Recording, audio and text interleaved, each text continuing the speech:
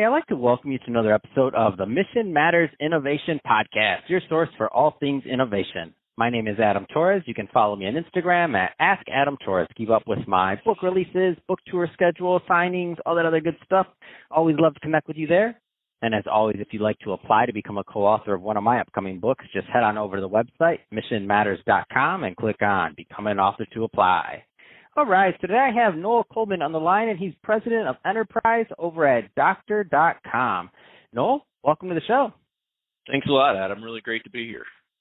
All right, so excited to get into today's topic. So we're going to talk about the modern-day patient journey. But before we do that, let's get a little bit further into what you're doing over at doctor.com. Tell us a little bit more about the company, please.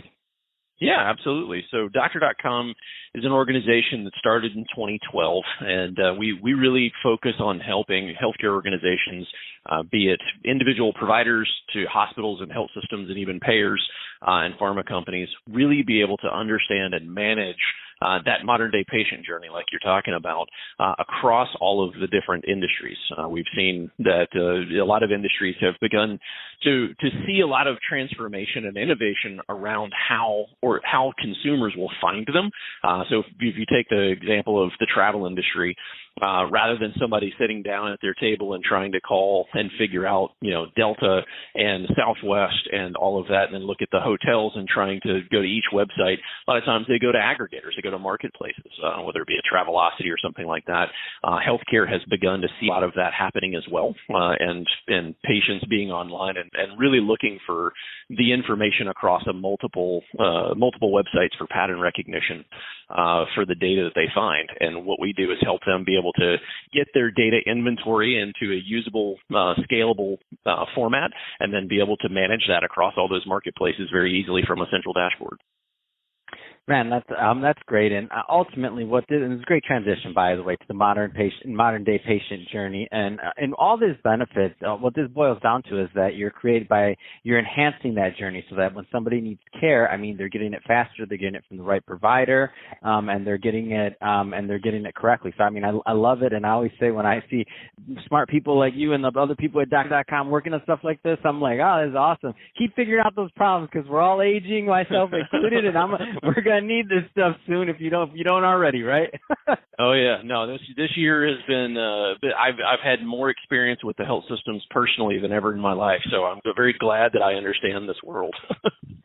So let's dive a little bit deeper into this topic. So what do you find you've been doing this for a long time. What do you find are some of the challenges that either systems or providers typically have with this patient journey? Like, what are some of those, and I know it's going to vary, so I don't want to oversimplify. There's only so much we can do in a 10 to 15 minute episode. But Sure. That being said, I know certain themes tend to come up over and over and over again, and sometimes it's just like, we know how to handle that. Where do you find some of those themes are?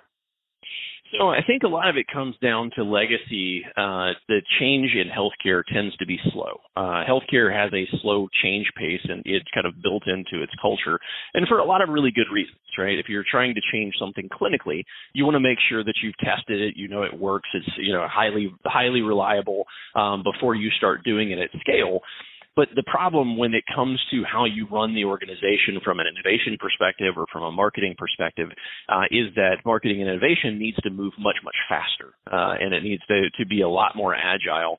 And so whereas the business model for healthcare really used to be that if you had the primary care doctors and you had a relationship with them, you had locked down the referral patterns. And really, the marketing was kind of a fluffy brand image sort of thing. It wasn't highly competitive. You didn't have, the ability to sway patient opinion. Consumerism wasn't really how people found doctors. They just kind of did what they were told. And obviously, as in today's world, we are really, say what you will about America, but we know how to shop. And we are very opinionated about where we want to go and controlling that experience. And we've gotten to the place where now in every other section of our life, we experience that power.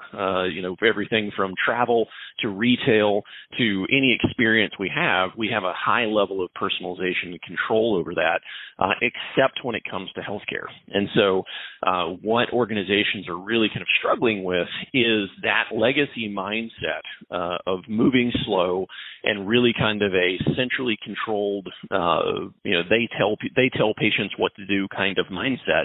It has come and gone. That mindset is now no longer how patients find, care and research care, but it is still obviously a lot of the way that it's set up from an infrastructure standpoint, everything all the way from IT up through, how marketing functions. And so it ends up becoming a little bit of a change management issue with how they run their business. So a lot of business owners, entrepreneurs, executives listening, a lot of people in the healthcare system. There's some decision makers listening, Noel. That being said, what are typically the right type of fit to work with Doctor.com? Like, what's normally a good niche in terms of providers or otherwise?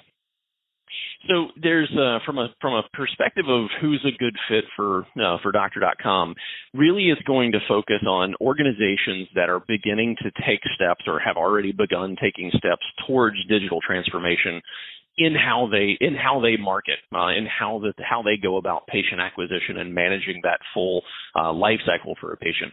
What they'll realize when they start doing that is they realize that there's actually there are more endpoints digitally for people to come through, everything from their own website to mobile apps to third-party marketplaces, telehealth, those sorts of things, that they really have a hard time managing it and need tools to be able to help them make that process feasible without having to have armies of people manually doing things. So it's really going to come down to organizations that are beginning to make that digital transformation, but have not found a scalable way of dealing with it. That generally is one of the best places for us to work. That's awesome. So if one of those organizations are listening and they want to connect with you and your team to learn more, what's the best way for them to reach out? Well, they could actually reach out to us at going to www.doctor.com. That will obviously get them there. They can also reach out to me personally on LinkedIn. My LinkedIn profile ends with Noel Coleman, so linkedin.com/in/Noel Coleman, and we can definitely have a conversation there. Fantastic. Well, Noel, really appreciate you coming on the show today and sharing more about all the great work that you're doing over at Doctor.com. And to the audience, as always, thank you for tuning in.